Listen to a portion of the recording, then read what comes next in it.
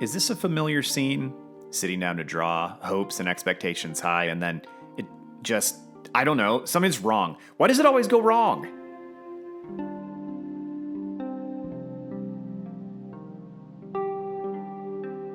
Greetings, my name is Zach, and I taught middle and high school art for over a decade in the US public schools. Drawing is hard, and getting better at drawing is hard too. But it is made harder by a lot of little decisions, or lack of decisions we make along the way. Today, I'm going to go over some tips and strategies that I use to help myself improve at art making, and that have helped thousands of students over the years. They are in sequence, so please watch through till the end. Let's dive in. The best place to start seems to be honing in on your specific goal. We all want to get better at our art, but what do you specifically want?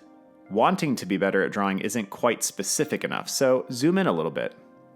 Do you want to get better at drawing people, faces, animals?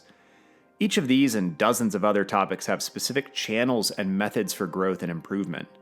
If you're trying to get better at the huge, overarching category of drawing, you may find yourself drowning in an ocean of topics, practices, and potential strategies. So pick an island, pick something specific to focus on, or decipher what you really want. For sake of this conversation, let's pick something to be our example. Let's say you really just want to focus on creating human characters. Great! This is a fantastic place to start. Already several steps closer to the goal. But humans are complicated, so we can break this topic down into several others immediately. In order to draw characters, you will need to be able to draw people, likely in different poses, human faces with expressions, and various kinds of clothing, just as a starting place.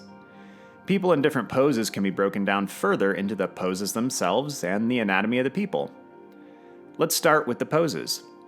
Even if we stop right here, you have a lovely train of thought. I want to work on getting better at drawing poses so I can eventually draw characters in a variety of poses. Do you need to worry about the clothes, the anatomy, the expressions right now? No. You have a place to focus, and one that likely won't be nearly as overwhelming as the overarching concept. This is one of the best things you can do to start improving. Now you have a roadmap, and you can tread a little less water as you move forward.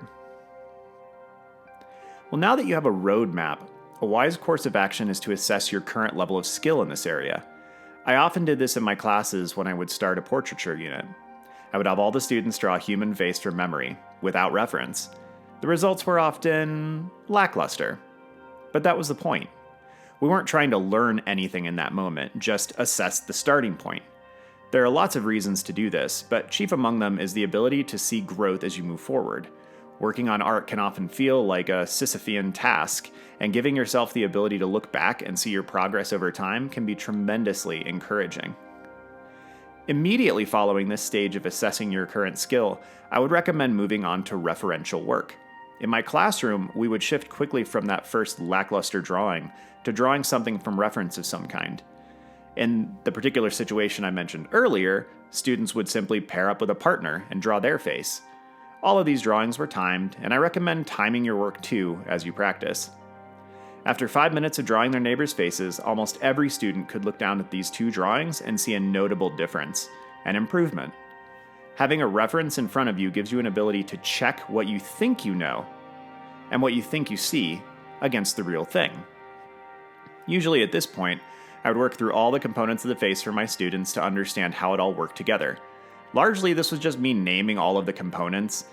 If you understand that an eye is a particular shape, has a white portion called the sclera, a colored portion called the iris, and a black portion called the pupil, it's difficult to miss those the next time you draw an eye. If you copy references several times, it's difficult to miss components you worked from. Leaning on reference early on when learning a topic is a surefire way to increase your mental imagery. Now, this step might seem a little controversial to some, and you could skip it if you want, but I also have it here for good reason. After you have worked from life, from reference, trying to dissect the difficult reality of your topic, whatever it may be, I would recommend finding an artist that works on this particular subject matter and using their work as reference. Yes, I just said go copy some other artists, and I stand by this.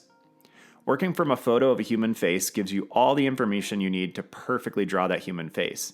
but another artist's rendition of a face gives you access to their solutions and shortcuts for difficult issues. Noses are complicated. Ears can be so difficult. But if you look at how other artists solve those problems, you can cut through dozens of hours of work and practice and potential agony.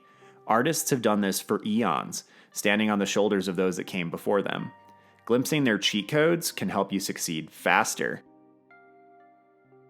Now that you've worked from references, have hopefully looked into how other artists handle the particular topic of your investigation, it's time to assess your progress.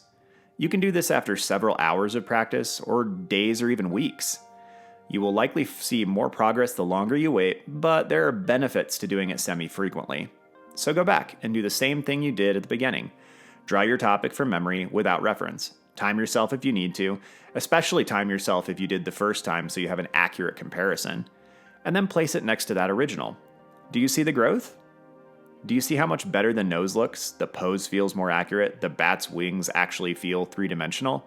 It's not magical. In fact, it's kind of the opposite of magical or special. Improving at a skill like this is so mundane, it is almost uninteresting. Okay, so if we go back to where we started, this is how you would work on improving at one particular aspect of your art. You won't obtain mastery, you will obtain betterness. But once you have a better handle on one aspect, you can go pick up the next and work on that, and lay another brick in the foundation of your art skills. It is going to take time, but it is slow, it is methodical, and it's fairly reliable growth. If you would like an awesome video to watch on this topic as well, I will have a link below to a video from Marco Bucci, a fantastic artist, teacher, and author. He has a wonderful video talking about his artistic growth from a young age, and I would highly recommend checking it out. Have a good one, y'all. See you soon.